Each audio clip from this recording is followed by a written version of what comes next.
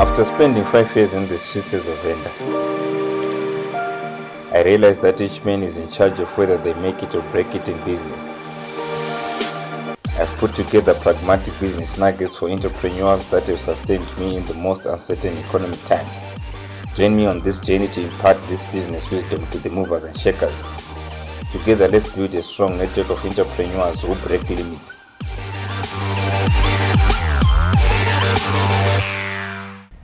Hi guys, my name is Jerry Moyazungu, aka the Chartered Vendor. Welcome to Ask Jerry, the Chartered Vendor. This is the best business show in the country where we discuss various issues to do with marketing, to do how to sell, to build a team.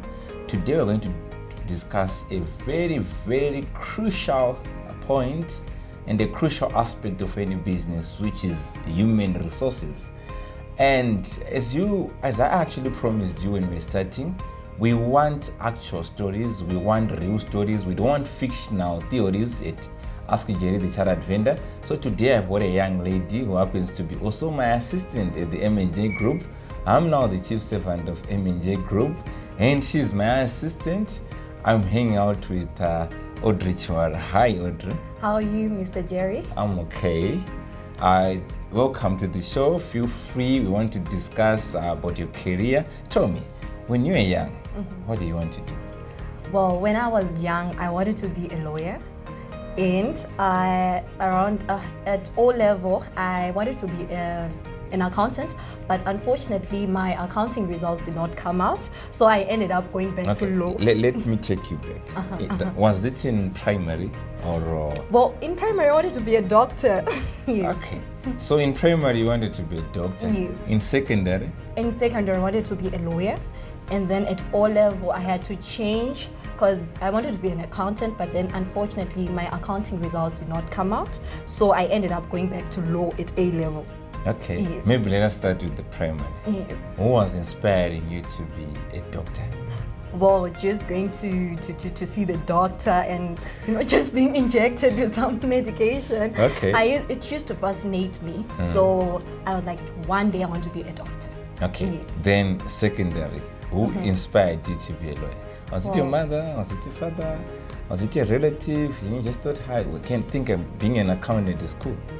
Well, no one inspired me. In my family, no one inspired me. But then just seeing those lawyers, how exactly, how they do their stuff, how they defend people in public. I just wanted to be a lawyer just because I kind of thought I was very good at talking. So I wanted to be a lawyer. Yeah, you're really good at talking. Okay. So then what happened now? Maybe after your A level, O level, you said you're now at O level. At O level now, I wanted to be an accountant. Yeah. But then unfortunately at O level, my accounting results did not come out just because I had registered MOB. Maybe it was God's plan. Okay. I had registered MOB instead of accounts, so my results did not come out. So I had to go back to law. Now at A level because I was doing arts. Okay. So I had to go back at law, and then now at A level I did not really come out. Okay. The points that you wanted. Okay. Then what happened after getting those points which couldn't allow you to be a lawyer?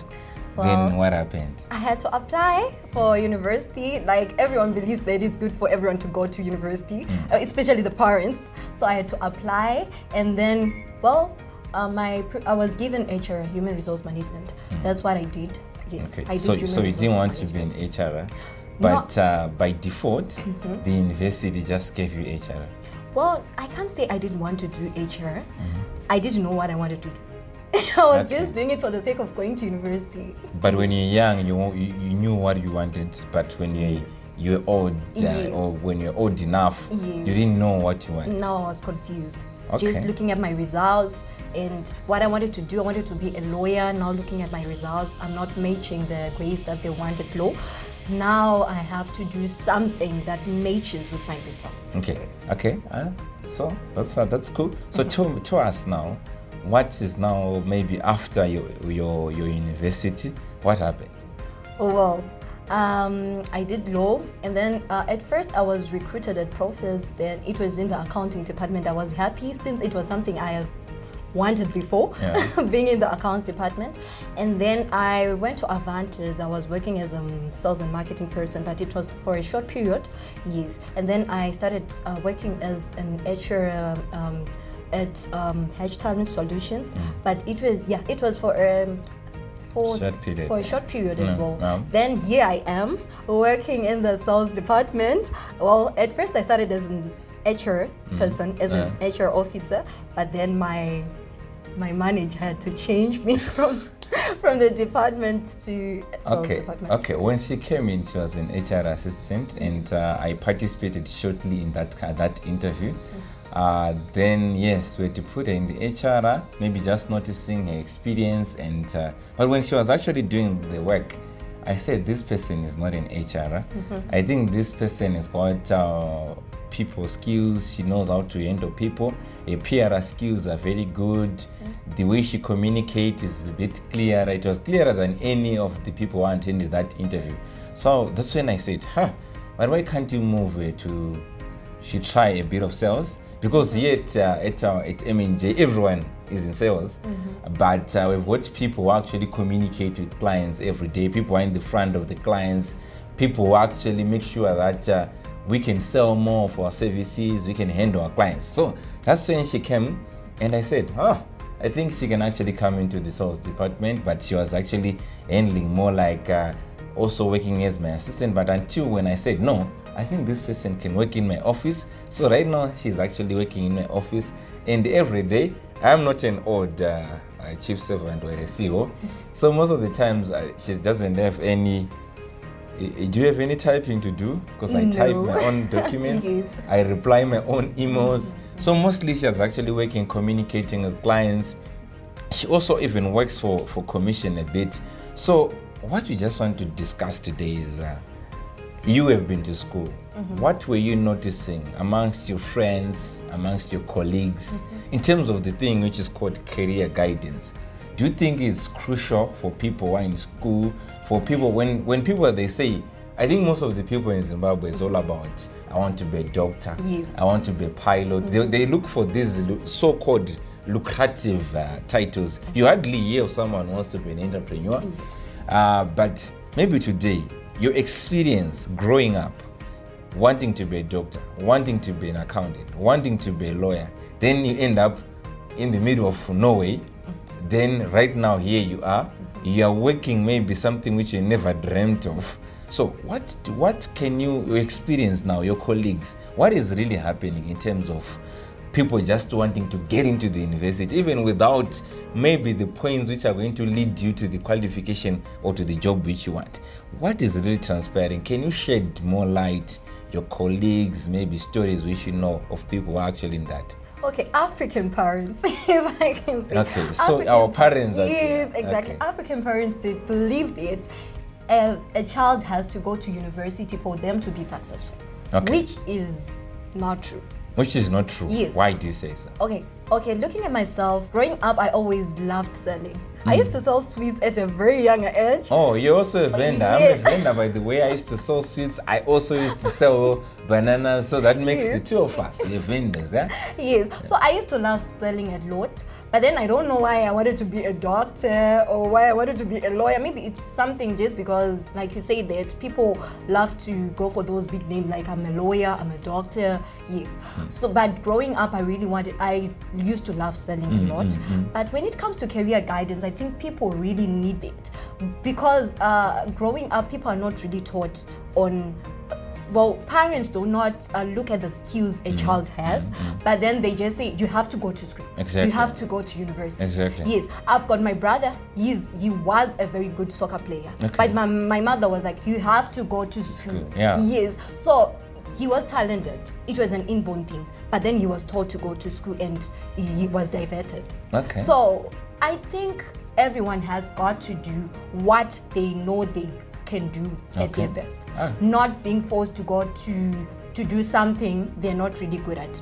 Because you're told to be a doctor, maybe you're not, it's not your passion to be a doctor, it's not your passion to be a lawyer, but you're forced to just because the African parents now believe that for someone to be successful, they have to go to college, they have to have a degree, they have to be employed, they have to be, I don't know.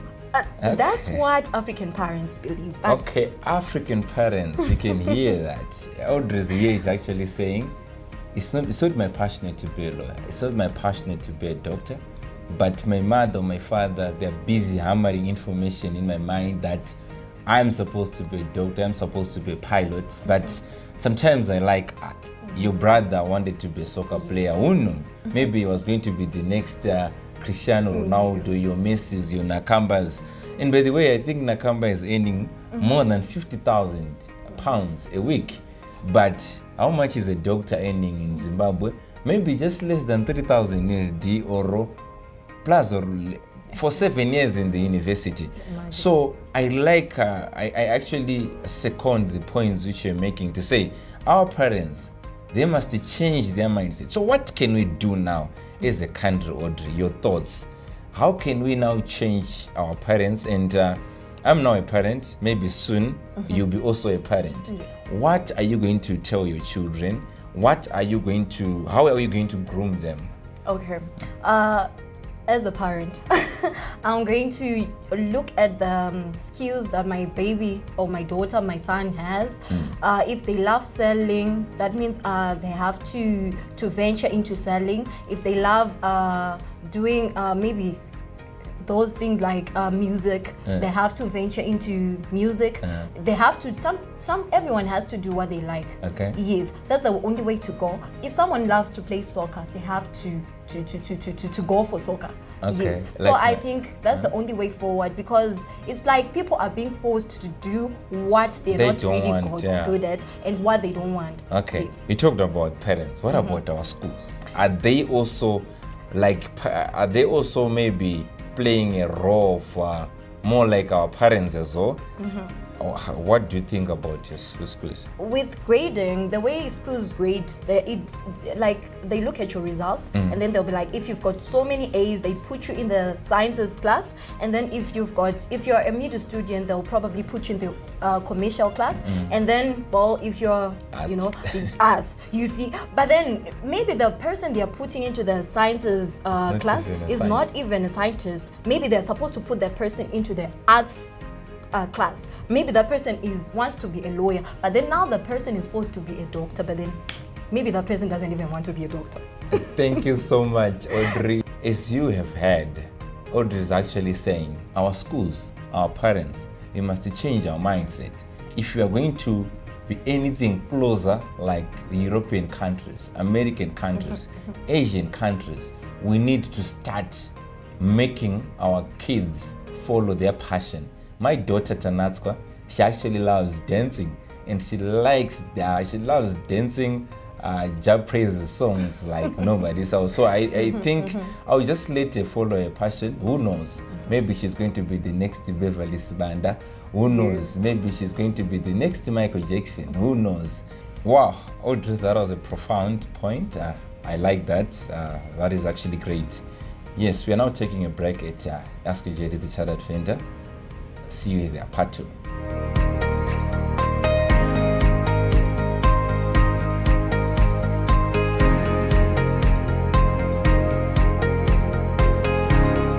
Welcome at Ask Jerry, the Chartered Vendor. I'm hanging out with this young lady. She's very intelligent. I underestimated her intelligence at first, but we're talking about careers, we're discussing about human resources.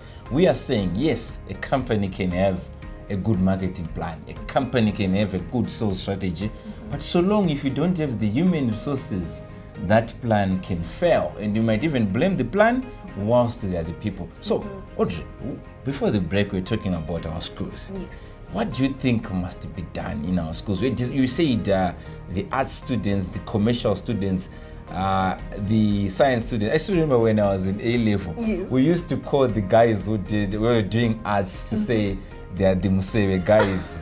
We used to call them traditional healers. They are the Ngangas. The Ngangas, but especially those who used to do Shona. Exactly. So, how can we change that mindset? How can our school systems develop to actually accommodate the workforce which is needed in this era? Okay, I think schools must look for talent instead. Okay, they look at results. Well, results are important, but then I feel like schools should look at talent. People should be innovative. They should look for innovation. They should tell students to build something from scratch, something of their own. People should be innovative. They should be able to grade people according to their skills. Yes. Wow. Okay. So we are saying people must be graded according to skills. Maybe I'll also add on that one, because what I think personally is to just add on what you are saying. We mustn't like if you look at China. China right now, I heard that there's a city which doesn't even allow people to use printers. That's how their technology is actually well advanced. Right now we've got schools which are punishing pupils because they are failing to write. Is it now relevant to have a good handwriting these days? Because from the application, it's computerized. Yes. At work, you hardly write. So it's still something which is, but I've noticed my daughter is busy writing A, B, C, D. Why can't we start teaching our pupils how to type A, B, C, D rather than how to write? Okay, during our time, it was It was a must. It was a must for you to have a good handwriting. Well, we actually grouped according to your handwriting, especially in primary. Those with bad handwritings were on group 7. Okay. And those with nice handwritings would group 1, group 2, group 3. But then I don't think that nowadays it's necessary because technology has taken its, and people really need to know how to use computers instead of having a nice handwriting. They really need to know how to use a computer, because even when you get to work, you're going to use a computer. No one is going to look at your handwriting at a workplace. No one will look at your handwriting. Look at the doctor's handwriting. It's something else. Sometimes you can even fail to read your prescription because of the handwriting. Exactly. But look where they are right now. Yes. Yeah. So it's not about the handwriting. So it's not about the handwriting. It's about the skill. And I think when doctors, I heard that they are trained to write like that, which is not feasible. But what you're actually raising, maybe I cut you short, but you raised a fundamental point. We now have young people with master's degree who can't even type. I've noticed most of the people when to our workplace, they type using one hand. Us, when we were doing pitmen in 2000, 2001, 2002, we were taught the keys which you handle when you are starting to type. So it's a fundamental skill, and it's an important skill. But here we are. Our kids are being taught, they are being beaten that they are supposed to write clearly. Yes. They are even being rated because of bad handwriting. I don't think it's still necessary. So you can proceed, yeah? Yes. During our time, it was because there was no technology anyway. But nowadays, I don't think it's necessary. People are just supposed to learn the technological way. They need to know how to use computers, how to use printers, because some people can't even print a document. They're supposed to know how to transfer something using a flash or something. So I think that's what they need to be taught in school. Instead of being rated according to your handwriting, it's not necessary. Okay. Yes. So here we are, schools, our parents, we should change the mindset. So back to your job right now. What are your daily duties? How do you enjoy what you are doing right now? Do you feel that you are now doing what you want, or you are actually saying, I think I must go back to my HR? You still feel that I'm underutilizing my degree? Where are you right now? Well, thank you for that question. To tell the truth, I'm loving what I'm doing right now. I'm working as a salesperson. At the same time, I'm working as the PA. Yes, I used to love HR just because it's something that I've done in school. But then, to me, it's no longer relevant. My degree is something that I just know that I've got a degree, but it doesn't count anymore. because I love what I'm doing. Growing up, I always loved selling, like I said before. And now it's like I'm part of the team, and it's really, really nice. And considering that salespeople are actually paid on commission. On commission, so you enjoy commission. It's really a good thing, because you know I that get my the commission amount you're at the going same to time. push. Yes. Yep. So I have to push really hard. I have to make more sales for me to get more commission, and also I get basic as well. So in HR you won't get commission, so it's still You'll be busy dealing with Yes, issues of troublemakers. Exactly, disciplinary hearing, whatever. So it's really interesting. Sales is Okay, there she is. She's Sales saying is she's life. now enjoying a job after, and I still remember when I said I'm going to move you. She was like, "Oh, I think you can also make me do a bit of HR." And then I'm like, "No, I want you to do this because that's what actually suits your profession Yes. and your skills." So your advice, maybe before we cut this down, and your advice to that young lady who is in maybe Nyanga, a young lady who is in Lupane, a young lady who is in Honde Valley, on Watsomba. Shout out to Watsomba, that's where I grew up. What do you want to say? Or maybe a lady who is actually in Lusaka, Zambia. I know that this program is now being watched in Africa. A lady who is in Gaborone right now, a young lady who is still in primary, secondary. What advice do you want to give them in terms of their career? all right. Oh, thank you so much. Okay, to the young lady watching me right now, you must do what you're good at. You must know what you're good at. You must do what you love. As for me, I love selling, and that's what I'm doing right now. Yes, I did human resources in school, but I'm not doing human resources right now. I was employed as a human resources officer, but I'm no longer doing that because that was not my passion. I did human resources just because it was something the university gave me, but it was not my passion. I didn't have any career guidance at my A levels, so I didn't know what I wanted to do. I just wanted to do anything that had come on my way. But to you watching me right now, you should know what you want in life. Life is all about knowing what you want and knowing where you are going. You should have a vision. You should have goals. So you should know what you want and do what you want. You should know what you're good at and do what you're good at. If you do what you're good at, you definitely succeed. There is no other way about it. You definitely succeed if you do what you're good at. Oh, you're now turning into a motivational speaker. She said life is about doing what you want. It's about following your passion. You know something about your passion, even in my workplace, I don't feel as if I'm working. So follow your passion, follow what you like. If you like videographing, follow videographing. If you like being a musician, just be a musician. Who knows? One day you wake up as the best musician. You can win maybe the first Grammy Award from a Zimbabwean artist. Who knows? So what we are saying is, for everyone watching us in Africa, follow your passion.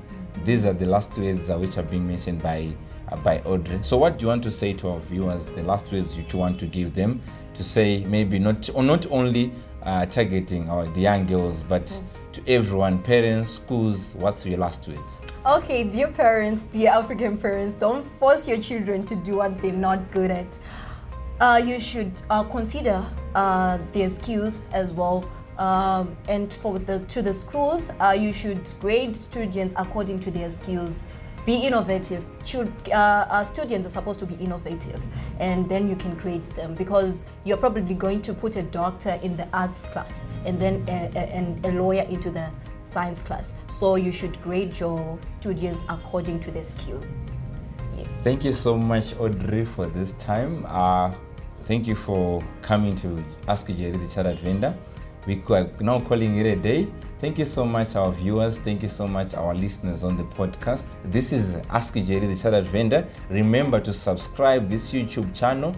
Remember also to follow us on YouTube, on Facebook, on Instagram, on TikTok. And also remember to click that bell in order for you to be informed whenever we upload a video. This is the best business show, not only in Zimbabwe, but in Africa as a whole. We want to build timeless businesses. We want to build businesses which can last for 100, 200 years.